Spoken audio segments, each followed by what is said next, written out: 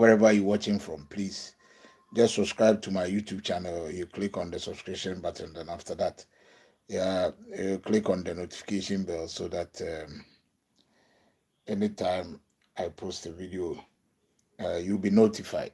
All right. Okay. Yeah. There's this news. As it seems, when the Buhari government took over, there were so many corrupt cases that they tried as much as possible to prosecute some of the corrupt officials in Jonathan's government. And it seems one of the issue of the cases were that of the former petroleum minister, if you may recall. The amount was so huge to the extent that people, we know that some of the Nigerians, there have been some cases that some of their public officials have been caught red-handed, or some of the amount that they stolen to foreign countries have been recovered and returned to Nigeria. But that of the former petroleum minister was mind-boggling, and it was shocking. So many thought the matter has died, but just about 3 days ago, the Nigerian Financial Crime Commission says they have recovered about $153 million, that is dollars, 80 houses from the former petroleum minister. Wow. This is not easy. Let me read. It said the Commission of the Economic and Financial Crimes Commission, Abdurasimi Hibawa, has disclosed that the commission has so far recovered a total of $153 million and 80 houses valued at $80 million from former petroleum minister Dizani Alison Maduke. There are several cases surrounding Dizani case. I was part of the investigation and we have done quite a lot. Bauer said in April edition of EFCC magazine, EFCC Alert. In one of the cases, we recovered $153 million. We have secured the final forfeiture of over 80 properties in Nigeria valued at about $80 million. Diziani is currently facing allegation and bribery, money laundering in London and Nigeria. Although the long-running British probe into Diziani has yet to yield any results, the EFCC has pending corruption charges against her. Former EFCC chairman Ibrahim Magu in February 2020 said the former minister allegedly stole so much money that she needed to be extradited to the country to return them all. Bauer, however, said bringing the former minister to justice was still far from reality, given the fact that she was out of Nigeria jurisdiction, acknowledging the challenges associated with bringing her home to face justice. He said other cases against her include $150 million INEC bribery. Bauer said the case has certainly not been abandoned, and the commission is looking forward to having her in the country. We are looking forward to the time we will maybe have her in the country and, of course, review things and see what will happen going forward. And that was from Mr. Bauer. All right. And this is the case. You know, one thing I simply don't understand is this Western world. When someone has stolen so much or someone has done wrong against his or her country, a public official, and there's a need to extradite that person to face the law, it seems we go through a whole lot of things which I simply don't understand. Yeah, but when it's about we Africans or someone who have lived in the Western world and have done something and that person going back to Africa, these people, I don't know, will request for the extradition of that person to be prosecuted in their country. And I don't know, quickly, our authorities hand over such a fellow to them to prosecute that person if the crime wasn't committed or the crime was committed in the country the person was living. That is, if, let me put myself as an example, maybe I've done something here in Europe and I run to Africa.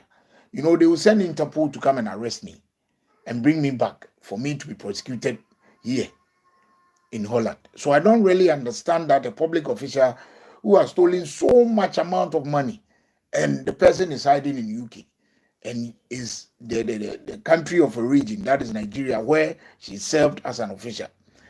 They are having difficulties in bringing her to face the law in Nigeria. I simply don't get it. This amount is very huge.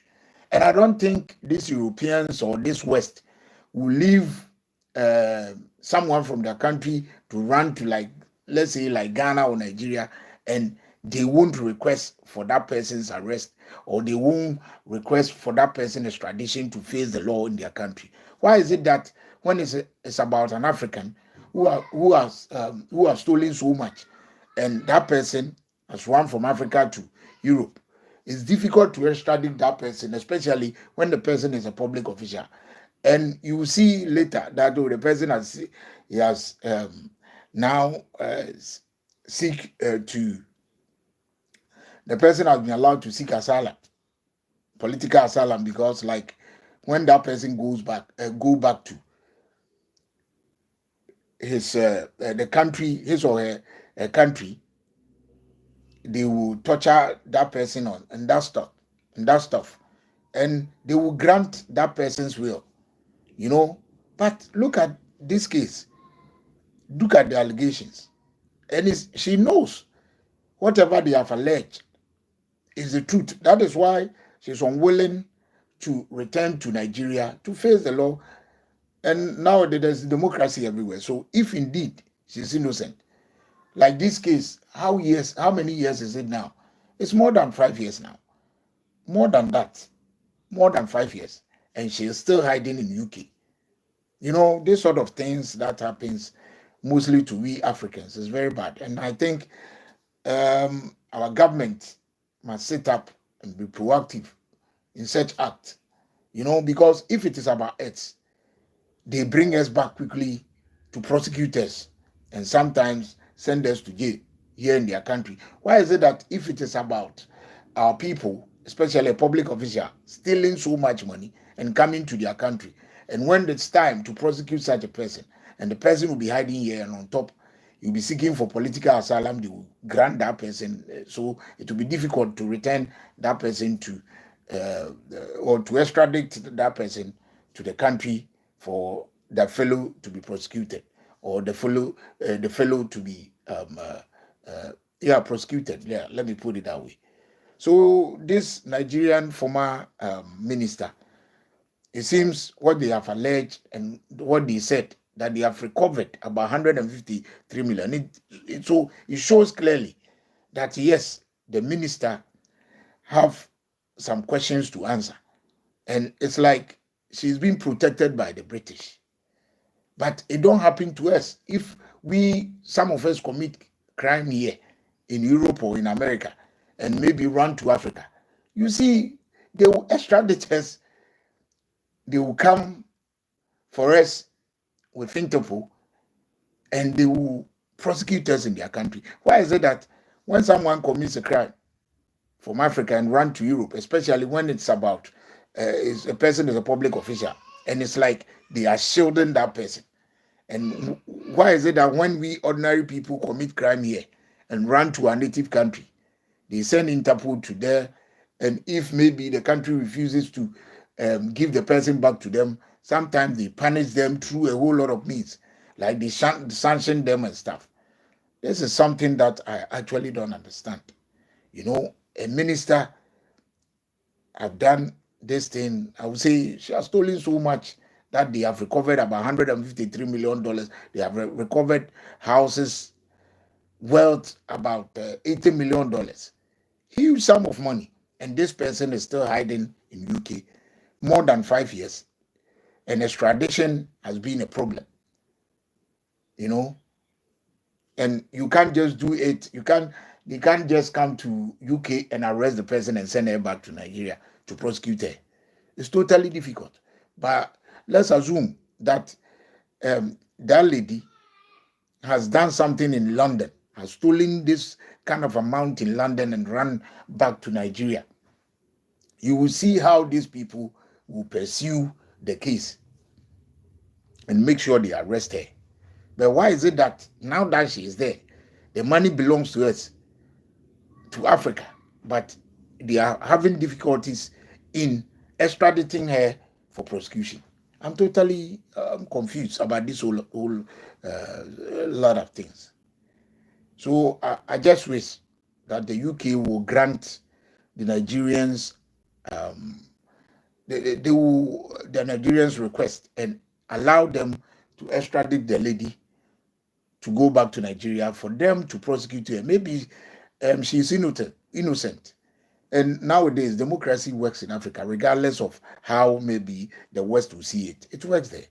They can't just bring her back to Nigeria and like she will be killed and that stuff, because this is a high profile case. And I know many eyes will be watching this case. So it's very sad. 153 million. Okay, the EFCC have done a great job. I think recovering such an amount is very huge, and it can make some impact on the economy of Nigeria and the houses that they have recovered.